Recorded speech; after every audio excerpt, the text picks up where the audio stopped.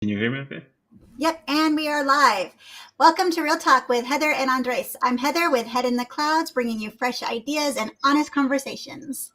And I'm Andres with Charlas and Sillas. Simple, straight talk that gets to the point. Gets to the point. together we're Real Talk with Heather and Andres, where we're here to share stories, strategies, and the truth behind success. Let's get started. Today we are live streaming on Facebook, Instagram, YouTube, and not TikTok, but everything else. Nice, nice. That's good. Good, good. Man, Heather, excited. Another day. It goes by fast, huh? It does go by fast. This week has been like crazy week. And what, September 4 already? We started this on July 3rd, exactly what, two months ago? So here we are on our ninth episode, our ninth episode. So Yeah, man, it's more than that. I'll have to go back and count, but it's been a lot. It's been a lot of it. I'm talking over here ninth week, nine episode. Yeah, it's twice a week, so don't mind my numbers. It's something like 16. I think this is like the 17th episode. Yeah, 17. Yeah. So see, I'm cutting it short. I'm like 9. What are you talking about? Hey, this is the beauty of this thing, right? I gotta make sure I got my numbers right. I'm in the wrong business, just messed up and screwed up with the numbers. Got messed up. Hey, yeah, we put an offer for 300,000. Excuse me. That's so funny. I tell that joke all the time that like I add an extra zero on accident to the offer, and I'm like, good news, bad news, guys. Good news is we got the house. Bad news, $3 million. What? Can you put a price on your dream home? Can you? Right? Hey, I think both parties are getting good news. I mean, good news, you got the house. Bad news, $3 million. And on the seller side, extremely great news. Right. I worry about that appraisal though. Imagine. Man, something else. Man, Heather, right before the show, we were talking just what you and I met just over a year ago, and I know we brought this up several times before on how we met and the circumstances, but something I was reflecting on because I had a meeting earlier and somebody mentioned to me that hey, business grown a lot over the past 6 months, and it just left me thinking like, what? I'm like, I have a front row seat. I might not be seeing what you see. So, and then as I drove back home, I was reflecting on that, and we were talking about that, asking the questions. Heather, looking back at exactly a year ago, is your business where you thought it would be today?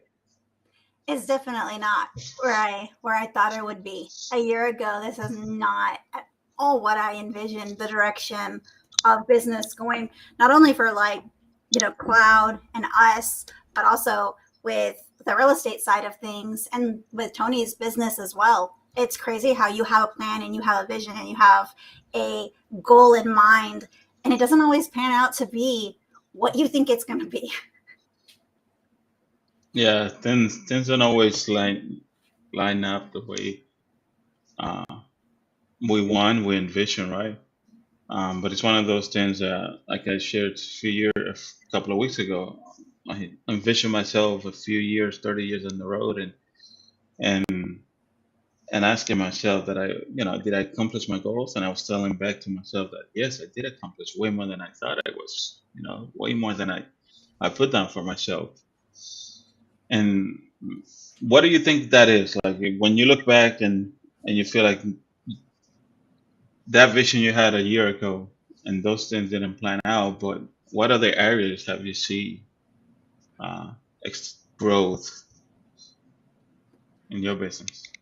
So, in I guess my business would be, mixed with our business and what we're doing. When I first, met you in the introduction to cloud, it was pretty much Zoom calls all day long, just talking to agents about this program that you guys had. And eventually I wanted to be at the point where I could utilize that because you knew my situation at that time. I wasn't in a position anymore to actually be an active agent out doing showings and, writing contracts, because where I needed to be at home. So that the Zoom calls was something that was more focused and was going to be what I needed to actually provide for my family at the time. And I pretty much thought it was going to be that. I thought it was going to be maybe that, going to some brokerages, talking to brokers about cloud. And it's kind of shifted into this and the podcast into more of a way of reaching agents that goes beyond just one Zoom call at a time, and bringing them not only cloud, but other aspects of it as well. Help with the CRM, help with the communities, getting other entrepreneurs that aren't necessarily real estate agents, and pairing them with agents and other business owners that can help everybody kind of prosper together. So it's so crazy how things can change, and how if you're not open-minded to shifting and doing what's necessary, you're just going to get left behind. That's how I kind of look at it. What about you? Did you think we would be here where we're at, and how does that play into you and like what your plan was? Overall, the growth personally, it depends on what I'm measuring, right? Because we could look back and say, okay, a number of agents that we help and contributing in different capacities, right? But on a personal level, the growth that I've gained based on skills, based on conversation, I don't have certain conversations, the team that I'm growing, and how more uh, relationships, friendships, networking, partnerships have grown from that. It exceeded my expectations, right? So in essence, when you, depending on what you're measuring, so if you're looking at the measure monetary wise, I would say no, I did not accomplish certain things. But when it comes to a personal growth, skills, um, team wise, networking, exceeded my expectations. And a year ago, did we think we'd be having a podcast today? No, it did not cross my mind that we'll be having a podcast and talking about it here in the podcast. But it's like you said, it's being able to adjust, shift, and in the process, we've learned how to establish certain system, put certain systems in place for our business, so that moving forward we can have that consistency in other areas, and be able to reach those goals. So when we look back at a year ago and say, hey, did I accomplish certain things on the monetary wise?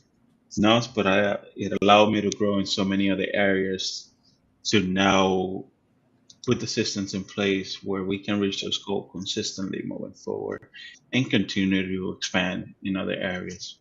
Because I think it's important to adjust. I think it's important to understand the shift, understand what's happening, and be able to integrate some of the new things and technologies uh, that are available and accessible to us nowadays, and, and continue to expand. Right? You one thing that I mentioned earlier that Coach Russell would mention and it's kind of what spiked this conversation right before we started is change the way you look at things, and the things that you look at change. Mm-hmm. We Coach Russell always mentioned that. Sean's always mentioned that. It's engraved in me now, and because of that, I could say that the goal for the past year expanded so much. I started changing the way I look at things, the way I look at opportunities, the way I collaborate with our agents, our partners, uh, and everything else has expanded way more than I anticipated. Uh, and it's understanding the opportunities that are in front of us, adjusting, and taking a risk. Nothing's going to happen if you don't take risk. So No, that's definitely the truth. You have to put yourself out there. You have to take the risk. You have to be willing to examine yourself and look internally and say, these are my weaknesses, these are my strengths, this is what I need to work on, and be able to allow yourself the freedom to acknowledge your shortcomings and then change those and work on that, work on like self-reflection. Because that's a hard thing to do, to admit to yourself that, one, you didn't meet a goal that you wanted to meet, and two, admit why, and is it, your own fault that you didn't meet it, and then three, make the changes that you need to make to move forward. And I don't necessarily think that, like, I don't consider anything that we've done this past year a fail at all. I think we've learned some lessons, but I don't think I would consider anything a fail. I think meeting you, coming into cloud, getting the opportunity to have this podcast with you, to do all of the learning, all of the training. And Sean has given me so much training, not only within cloud, but then extra stuff that he's giving me as well, that I've been able to take advantage and learn and then apply to what, we're doing. Where a year ago, I didn't have that. I didn't have any of those opportunities. So it's amazing to be able to have that opportunity. And even if I took the year to learn, it's still a year that was spent learning that can be applied now for years down the road. Absolutely. I totally agree, because if you would have asked me 3 years ago that I would have this in place, I would have said, hell no. That's not me. That's not my character. And for the past 10 years, I've always wanted to be in the real estate space. Did I know exactly what it would take to be in this business? No, I did. I had no clue. I loved it. I love real estate. I want to own real estate. I want to help other people be financial free through real estate. There's so much that I want to do within the space, right? But did I know what it takes? No. Did I at some point gonna launch myself over? Yes, but I always kept holding myself back. Um, and like you said, over the past year, we put ourselves in a position where we're consistently being challenged to learn, challenged to grow, and continue to develop and sharpen our skills, grow ourselves more so than the business itself. Because now we're putting ourselves in a position to be able to grow our business a lot better, put all the systems in place. And part of that is because now we have people around us that continuously challenging us to get better every single day. Another thing is, I was one that it was hard for me to ask for help. It was hard for me if I'm jammed in a situation. I want to think it through. I want to sort it out. I'm one of those people that I'm trying to figure it out myself. And in that process, I shut down and don't ask for help. And I had this conversation not too long with Sean. Because of that, it was hard for me to ask him, "Hey, Sean, I need help with this," right? And I grew up like that. I grew up in that setting because I had my dad, oftentimes working 12, 15-hour shift, not around. It was just me and my sister, or me spending all day on the streets playing and me figuring things out. And in the business industry,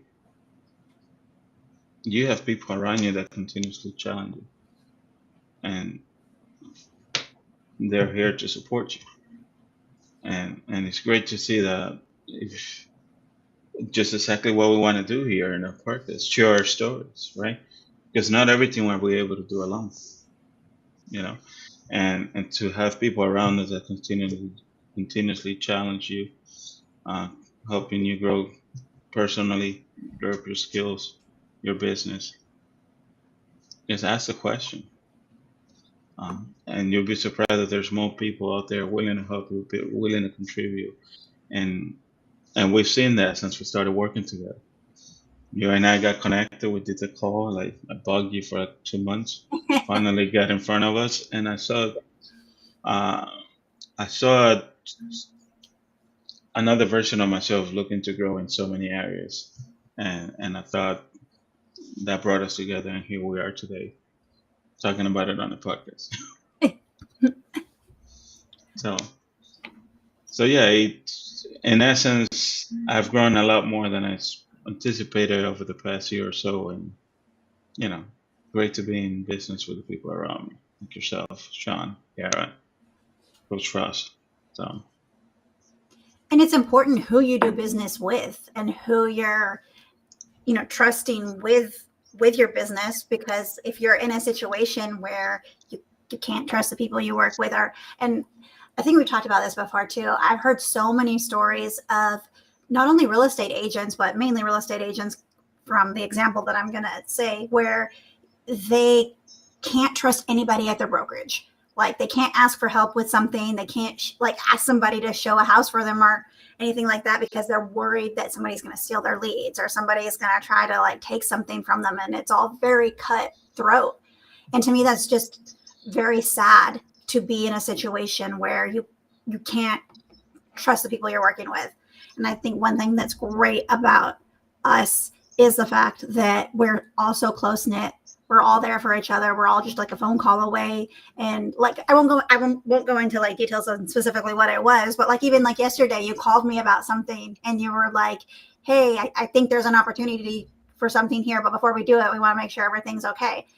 And that shows your character as like how good of a person you are and how you truly do care about not only the relationship business we have, but like everything going forward, including the people like the cloud agents, because there are so many people who wouldn't care and they would just be like, oh, I see an opportunity for me, so I'm gonna take it because number one is all that matters.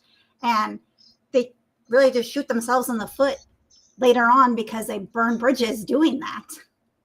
it is. I always say that as your win, Sean's win, it's my win. We all here on the same team, and we're all growing together. So I've seen that happen. Like, I talked to an agent recently, help him out in a transaction that her team, her broker team, her office, uh, she was reaching out after hours, and they're like, "Oh, bring it over tomorrow." Like,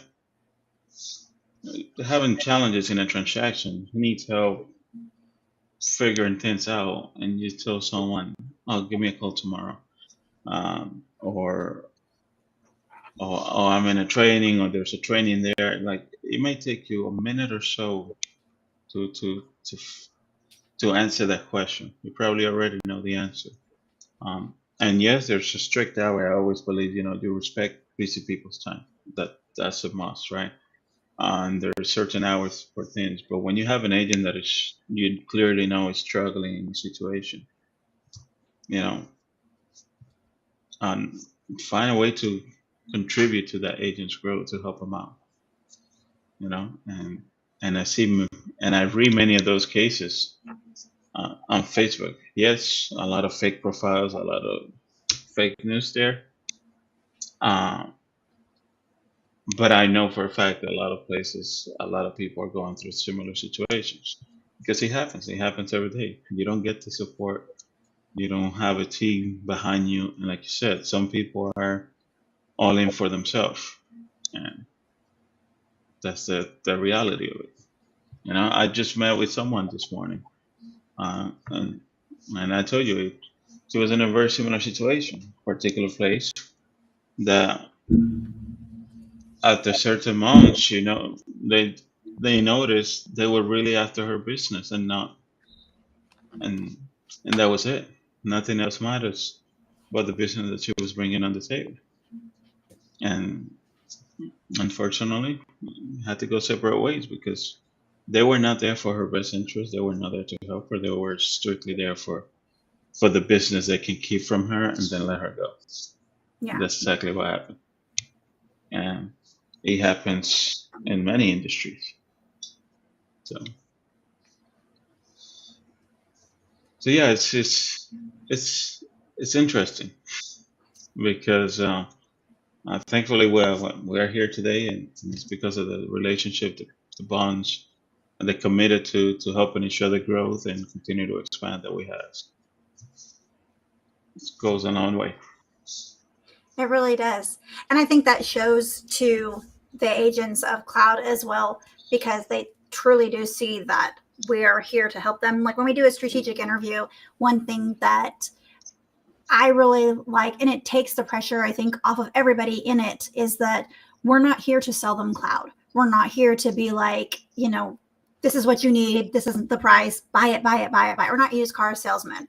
We're literally here to do a strategic appointment and do a strategic interview, see if cloud is something that can help the business. And even if it's not a right time or it's not a right fit, we always try to leave that agent better, or the lender better than we found them, and give them, some type of advice moving forward with what we think can help their business. And there's a lot of companies that I get hit up all the time, even though I'm not so much in production. I get hit up all the time by different types of marketing companies that want me to, do like a quick 5-minute phone call so they can give me their pitch. And when I'm like, I'm not really interested or whatever, they're like, oh, but it's only 5 minutes. And it's not even about what's going to work for me. It's just about the sale.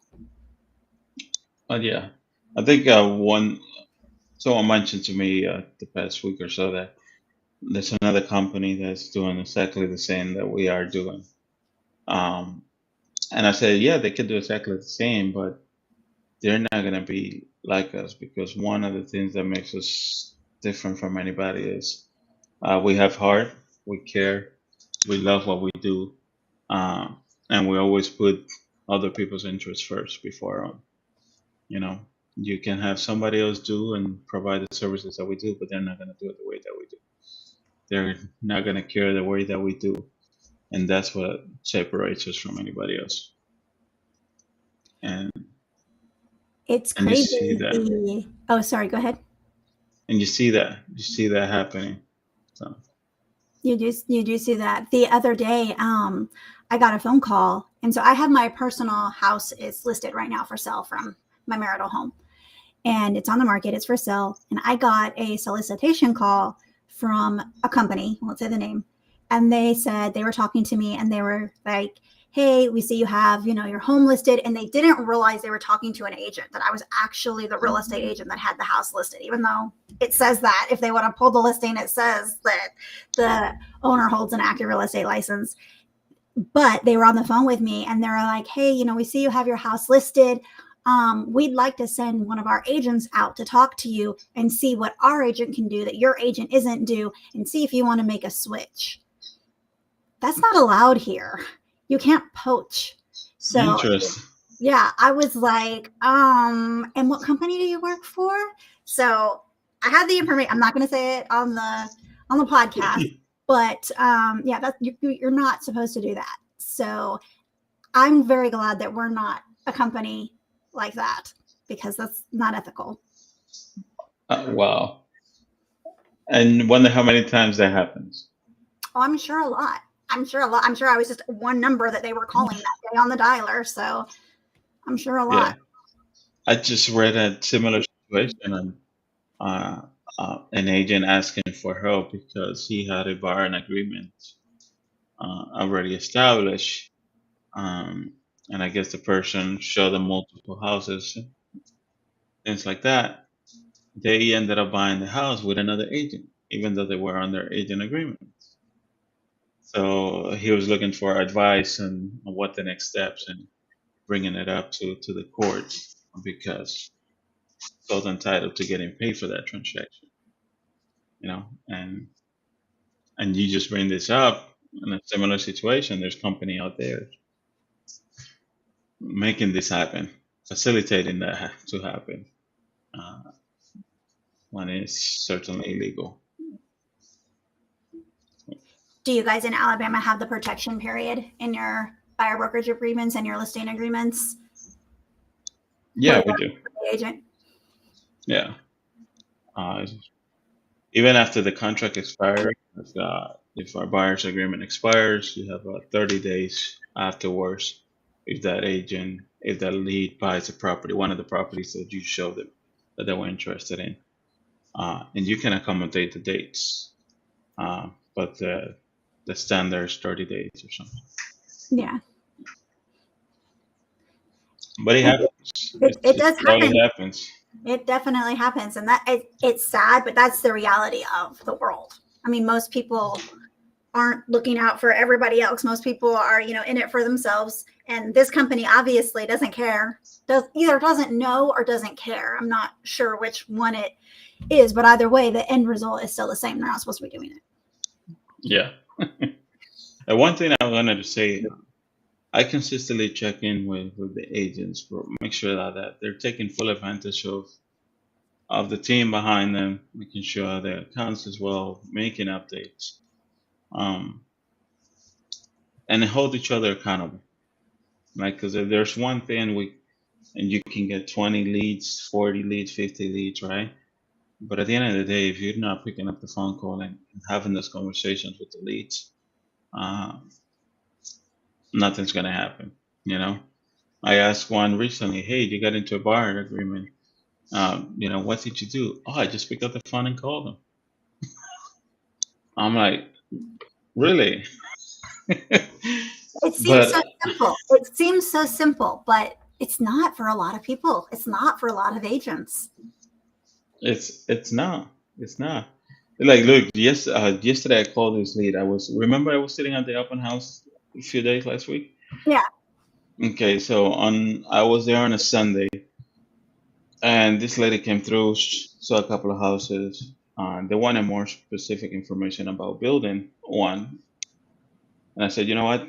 I'm just sitting here. I don't know the details. The listing agent that sits here, she's coming back this particular day. Come back and talk to her, and she can guide you through that process. So I haven't heard anything. And she even mentioned, look, I'm working with someone, but I haven't signed any paperwork, any documents. I'm like, that's totally fine. I respect that. I'm just taking care of this community. I went back to the community yesterday, and I'm like, let me reach out to her. What happens? And I said, hey, it's that crazy agent you met on Sunday that couldn't tell you exactly what the detail on the property. She's like, oh, I remember exactly who you are. So I said, hey, you find that property? And she's like, no, I haven't. There's a few other things I want to look at that we're gonna end up not using that model, but I do want something for that particular building. I'm like, look, um, I know you were working with somebody else. And she's like, yeah, I'm working with him, but I haven't signed anything. But if you can send me, if you want, you can send me some more properties. I'll be happy to look at it. And I'm like, okay, I'll do that. I just want an opportunity to earn your business. You know, I'll send you some more properties, and I'll give you a call back tomorrow, and ask you a few questions about this property, see what you think, so that we can, narrow down the details and find the right one. And she's like, yeah, that would be great. So just following up, just follow up with the people that came through, ask for an opportunity to earn their business. Simple as that. Let's see where it goes. So I'm very confident that I can help them out. So, but it's little things like that we see leads get in front of agents, and there's not a consistent follow up on that end. And look, should I follow up more with the number of leads on whether it's agents joining us? Yes. Like, I'll raise my hand, both hands, like, yes. I should have, right? Um, but at the same time, I want to be able to help these agents succeed, the ones that are on board, and get together with them on a monthly basis to ensure that they're taking advantage of what's in front of them. Because I have agents looking, oh, should I invest or increase this and that? I'm like, how about we take care of what you have in your pipeline? Yeah. Let's not spend more money when there's opportunities in your pipeline. Let's make that happen. I got 2 days ago. Also, I called leads from another agent locally. Right? He's like, hey, can we go through this database and see if we can find something? Two other leads, one closed a month and a half ago. One is closing this month. That's That's awesome. Yeah, for the other agents, not the agents that we got them the leads. He didn't follow up with them, and these two leads closed Somebody else. Oh, I Exactly. thought you were saying they closed with him. Okay, no, they closed with No, someone else. Okay, then that's not awesome. Not awesome for him. no. You're like, why is that awesome, Heather? They closed with somebody else because they didn't follow up. One of them is closing this month. The other one closed about a month and a half ago. So, What is it that Sean says? There's no such thing as a missed opportunity, just an opportunity that went to somebody else. yep. And I have that right here. Look, Yep. I sticky mean, notes. yep. Sticky notes. Mine are digital. I have my sticky notes on my little computer, my little digital sticky notes. I have them right here, and then I write some of them so I can remember them consistently. So, but yeah, it's one of those things that a simple thing is following up. And I mentioned this to Sean on one of the, was it Thursday or Wednesday calls 2 weeks ago. It's like a lot of times I feel like the agents are ghosting the leads. You know, we don't we call them once or twice, people don't answer, and next thing you know, we put them on the back burner as someone who's not interested. Uh, and we forget that they have a life as well, that they're working, may have kids, they have things going on in their life, and the time that we call may not be the right time for them to have a conversation. I did an interview with an agent not too long ago, and this agent, we were talking about their business, and I was saying, okay, walk me through, what you do on your daily basis. And the mentality of this agent was, if I call somebody and they don't answer when I call them, I'm not calling them again. And I was like, the whole like brake screeching. I'm like, okay, like reverse that. Walk me through that. What do you mean if they don't answer, you don't call them again? And the agent was like, well, if they want me to work with them, then they would have answered the phone, and I don't have time to be chasing them. So I'm thinking, as I'm talking to this agent, that, okay, clearly this agent must have tons of business, right? That they can Hmm. be very choosy about who they're going to work with. No, No, they just have this mentality that if the person doesn't answer the phone, they're not going to waste their time calling them again, that they should have answered the phone, and that even to the extent that they weren't going to like bother with answering, like if that person tries to call them back and they can't get a hold, and like they can't answer the phone and they leave a voicemail, they're not going to call them back because they should have answered the phone the first time the agent reached out. And I was like, I don't think you understand how like life works. People aren't always available when you call them, but yep. you can't make people change the way they want to run their business unless they're wanting to change the way they run their business. So I don't know if that was kind of like a mask for I'm afraid of the phones, or if that truly is how that agent felt. But either way, that's not the way the world works, because everybody doesn't answer the phone every single time you call them. No, man, and I'm looking for my notes because Coach Russ touched on that yesterday. And I want to preface what he says on that because it's incredible stuff. But I was gonna say, does he pick up the phone to anybody that call him that he doesn't know? Because these people don't know him. Why would they want to talk to him? Did you speak to anybody that calls you and you don't know? Like, hey, what's up, man? How you doing? Right. No, he doesn't, clearly, because he said that, if he misses the call and they leave him a voicemail, he's not going to call him back. So it's not a two-way street, apparently. Like it's okay for that. It's okay for him to miss the call, but it's not okay for them to miss the call. That's all ego right there. His ego is too big, doesn't allow his business to be successful. I think that's people getting in their own way. Yeah, absolutely.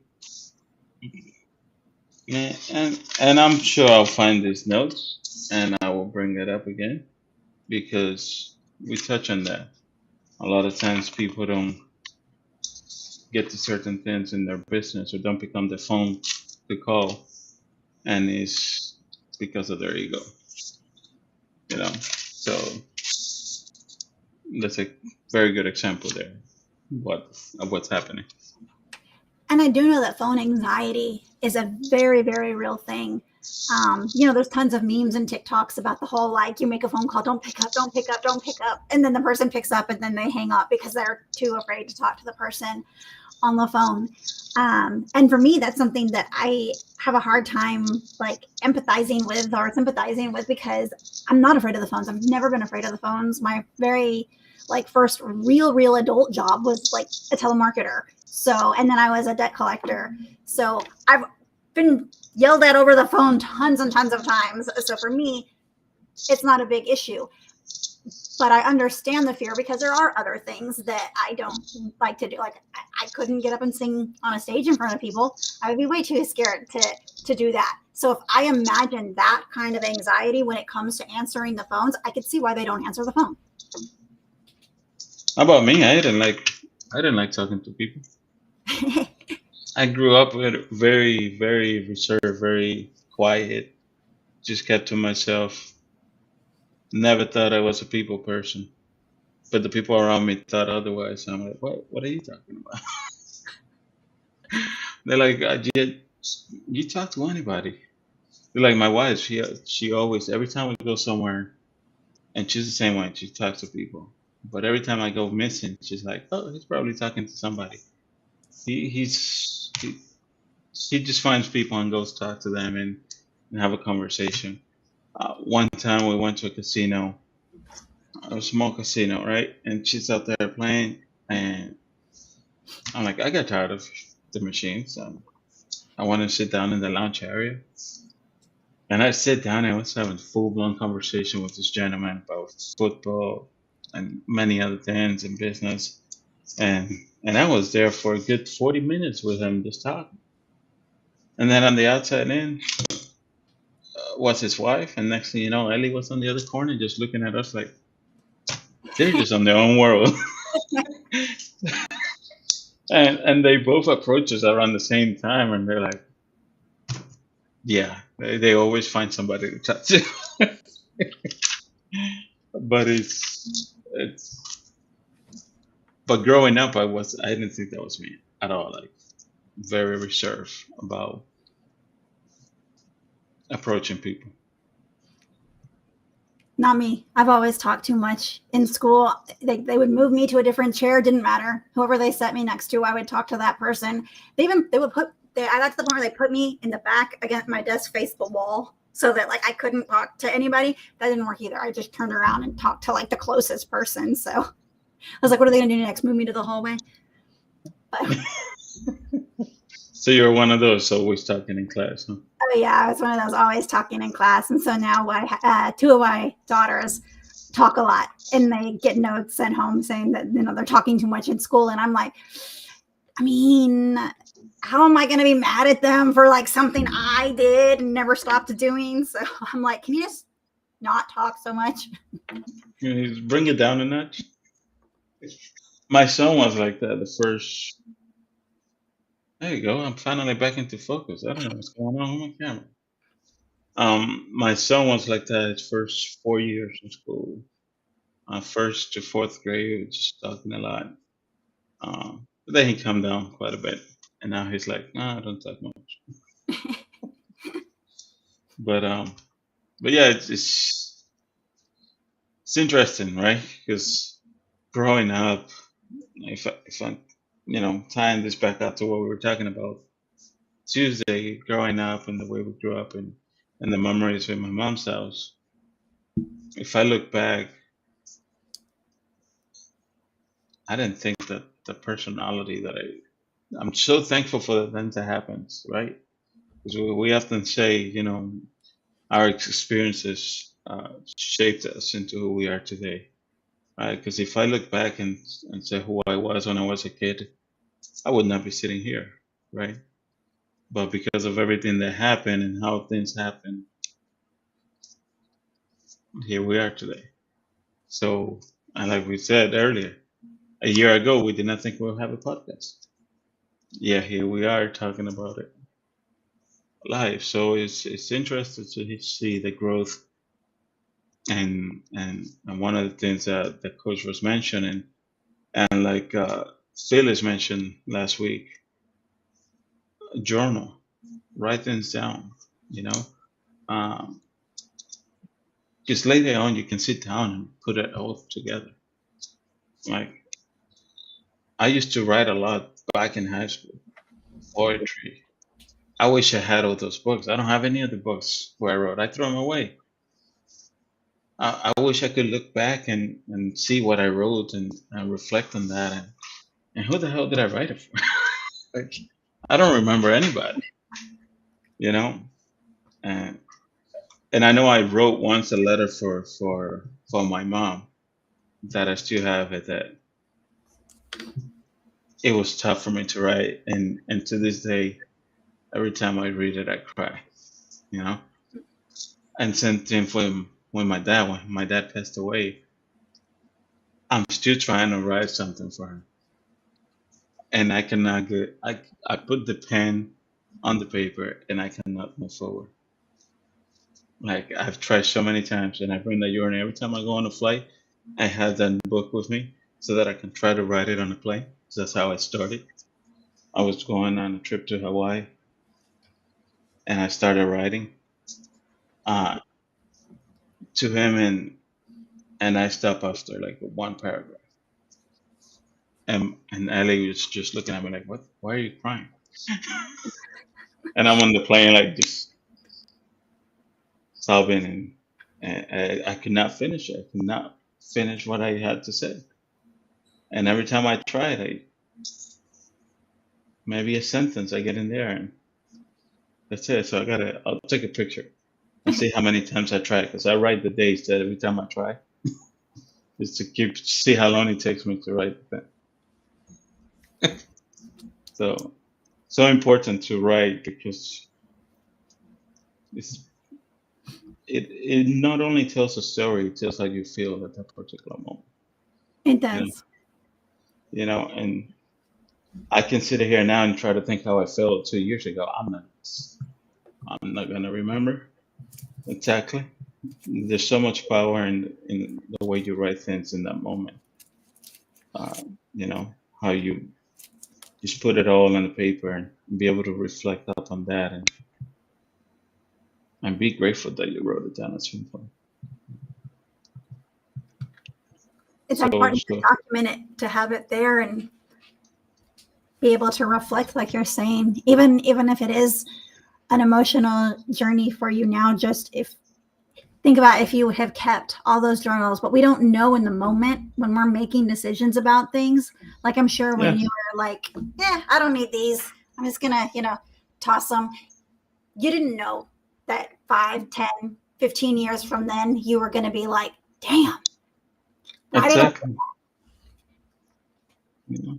And something I want to do is, and I said this about a year or so ago. Uh, in 10 years, I want to write a book. I want to write a book. So, am I journaling right now? I have not done as much as I should. But looking back at all that, this is all stuff that I wish I had. Mm-hmm. So, because I don't remember all the details, and it's hard sometimes to remember all the details. Like if you have your kids, take as much pictures, as many videos as And it's possible. easier to do that these days. Like with my younger children, I have way more pictures than I do with my oldest daughter because iPhones weren't a thing. We weren't constantly taking pictures. We didn't have that feature in our phones yet. So I have pictures of her as, a baby and a toddler, but nowhere near as many as I do like my grandkids. Like you open my phone right now and it's just like 20 pictures immediately of both of my two grandkids. And then like you get into like other stuff. But and that's just from like one weekend when I'm with them. I probably have like 20 pictures total of my oldest daughter when she was a baby. And then I have like probably actually, okay, funny story. So I believe it was around a year ago for one of my middle daughter's birthday. And it was like her birthday weekend celebration. Well, we only had one grandbaby at that time. So we had my grandson for the weekend too. And my daughter was looking through my phone for pictures of her little birthday dinner and everything like that. And she counted and she was like, why is there 60 pictures of Ezzy in your phone for my birthday, and there's nowhere near as many of my birthday as there is of him. And I'm like, I don't know. She's like, what's going on here? That's that's something I say. You got to take advantage and do it as much as you can. Like I haven't done that. Uh, Times I travel, I always say you got to enjoy the moment. Embrace the journey, embrace the moment. Uh, you also got to take some pictures, a journal, because later on you want to be able to look back and relive and cherish those memories and feel the way you did at that particular moment, and I being recall. able to be able to write down about it and take pictures and videos, so it allows you to you know really live those special moments. It's You very reminded me important. last week of a special moment when we were talking about houses and homes and what memories and stuff you have there. And I talked about my grandparents' house, and that house was like a very memorable house for me. Well, I have this memory of me and Tata walking to the little Mexican meat mart by our house, and we would get a candy. We would each get a candy bar. He'd get a chocolate bar, I'd get a chocolate bar. And we would walk home, and he would be like, "Don't tell Nana that I got you a chocolate bar." And every time I would go to their house, we would do the same thing. We would walk to the store, we would get the candy, we would eat it on the way home, and we didn't tell Nana. And I always thought it was because he didn't want Nana to know I had the candy, and it was like a special treat for me, and it would spoil my dinner. That wasn't the reason. He was diabetic. He wasn't supposed to be eating candy. He didn't care if Nana knew that I had candy. He just didn't want to get in trouble for having candy. That was his one chance. That was his one chance to eat candy, was with me. And I never told Nana. I never told Nana because I wanted to keep getting the candy. He's like, man, let's go get you a candy. He When made it all about you. he did, he tricked me. He convinced me. I really thought that I was getting a special treat. But when he passed away and we would go visit him, we would go to his grave, and we would always take like a donut or a chocolate or something like that and put it on his grave for him so he could have his chocolate. That's one memory I remember doing. And like, now you can have your sweets. Yep. That's awesome. That's awesome. I gotta go back and visit my my grandmother's, because that's one house. When I lived in Puerto Rico, right, I moved there. My grandmother lived there as well, and she lived about an hour away, more in the countryside of the island, uh, in Manatee. And every time we go visit, I love her house because her backyard was like my backyard size, but it was full of trees. There was lemons, there was avocados, there was uh, passion fruit, there was mangoes, all kinds of fruits back there. And every time I went there, first thing I get there, she was like, "What milkshake do you want today? What milkshake do you want? Do you want a papaya milkshake? Do you want a mango milkshake? Do you want this one? The sapota drink?" So that was for me. I was looking forward to that every single time, just being able to have some of the milkshake that she makes. And she taught me how to make them. And to this day, I continue to make those. I Hmm. make all those milkshakes. So for me, that house, that place, it's always a good memory of her just being able to go get those milkshakes. So we would go there every week and just go visit her, and boom, I need my milkshakes. You know, and she would show me when she had the money hidden and the mattresses under this chair. She's like, if something ever happens, you can find money over here. If I ask you to go get me something, this is where you go. So it's I those little details I miss so much, and so important. It's so important, those little things, because look, I still make the milkshakes. to this day, just from those visits, and uh, and they're bomb too. They're bomb. I always thought if I put a milkshake, that's a smoothie business, a, it will probably have her name on it. Aw. Yeah. Am I gonna get the call one day? You're gonna be like, Heather, I'm leaving the podcast business. I'm opening up the smoothie business. No, no, I can open up the business and have somebody else run it, but I'm not leaving the podcast. We could do the podcast from the smoothies. We could do the sponsorship from the smoothie stand and be like, we're coming to you live from, what would you name it? What would you call it? Doña Nena Smoothies. Doña Nena Smoothies. They call her Nena. Aw, that would be good. Mm-hmm.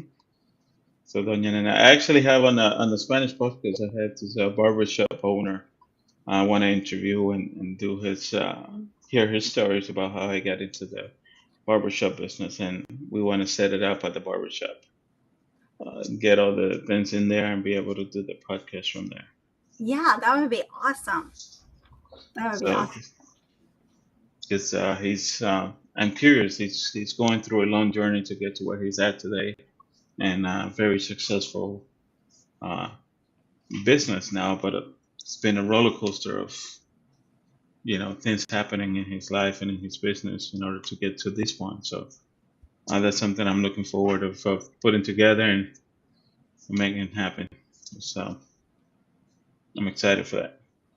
I am too. I think that's awesome, being able to spotlight entrepreneurs, business owners, and really give them a platform and an opportunity to shine and show what they offer and how they're contributing to the community, and give them a little bit of I guess kind of like they already have an audience, but give them a little bit more of an audience to people that they wouldn't have otherwise reached. Because sometimes we get stuck in our little bubble and we only kind of talk to or advertise to our immediate little sphere, and we don't go beyond that. So I think what's great about this is that we can introduce people to people that they wouldn't have met. Because throw back to what we were saying earlier, I wouldn't have met you. I wouldn't, like, how would our paths have crossed, with you and Sean being in Huntsville, me being in Atlanta. The odds of us connecting are pretty slim to none. I can't talk.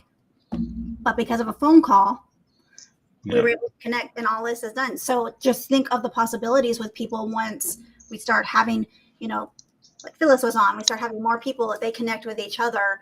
Imagine the possibilities for people and what they can do and who they can connect with.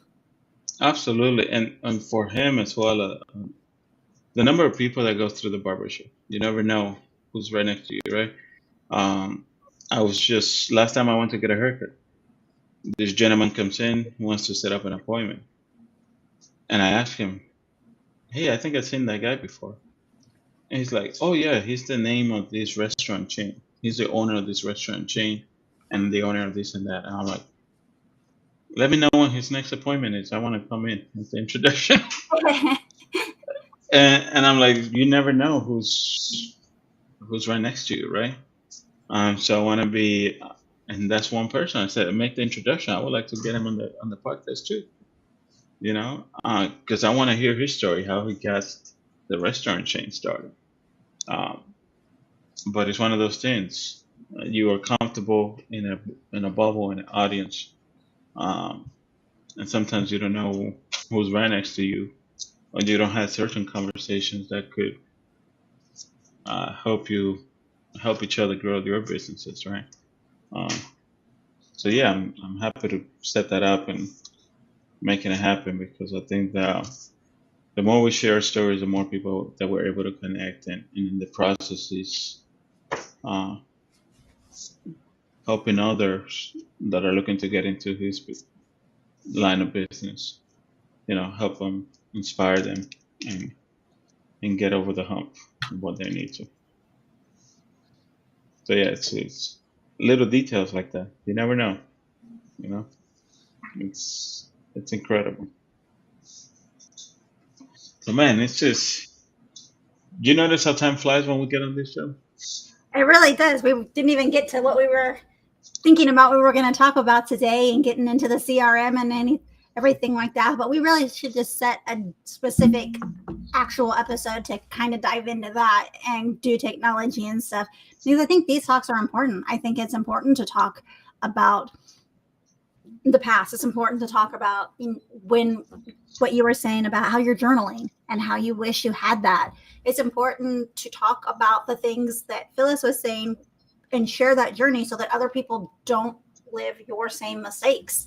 And it's important to have that platform for, like you're saying, like the barbershop and for the gentleman with the restaurants, and to know their story and their path. Everybody has a story. Everybody has a path. Everybody has regrets and everybody has a future. And the more we can share those, the better everybody can be. Absolutely. It's and like Phyllis said last week, you're leaving a legacy with your story that is impacting so many other people. How many books are we reading today, or motivational speakers and platforms that are accessible for people that are no longer with us, people that were here 50, 30 years ago, um, that their story, their line of work still making a significant impact to them, so in the same capacity, I think we can do the same, because we don't know, we have a vision of where we want to go. And like we said earlier, sometimes things happen that you're shifting that vision. But if you're keeping track of that, journaling, and later on putting everything down, you're leaving a legacy behind. And not only can you impact your family, but others around you as well. So it's great to do that. Man, we come across on top of the hour real quick. And I think next Tuesday, you want to dive into the CRM? I think it's important we dive into what's available through our CRM. I know we touched base once or twice a little bit.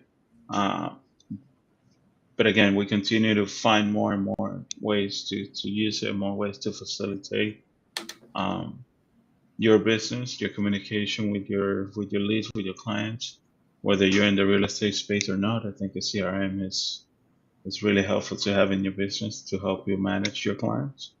So I think we can dive into that a little bit more and show people what's available through our community. Definitely. And I think you're exactly right. Whether it's real estate related or not real estate related, if you're not opening up your CRM every day, if you're not looking at your leads, if you're not following up, you're just leaving money on the table. It is. It's an opportunity. What we said earlier, it's not missed opportunities, just went to somebody else. Just an opportunity that went to somebody else. That's a hard pill to swallow.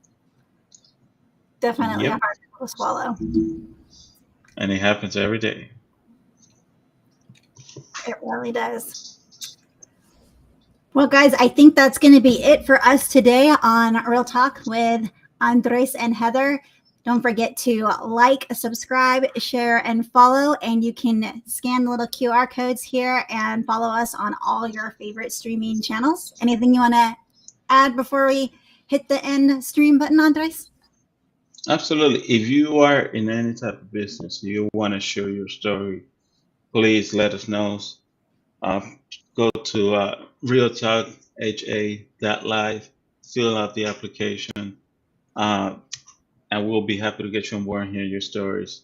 I'm excited to continue to hear more. I'm excited to continue to put more content on here, continue to grow with you guys, and I want to hear some stories, no matter what businesses you're in. Let's talk about it. Let's hear it. Let's dive into the details, and let's make an impact.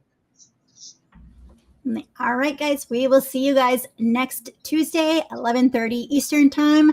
Don't forget to follow us so you never miss an episode. See you guys on the next one.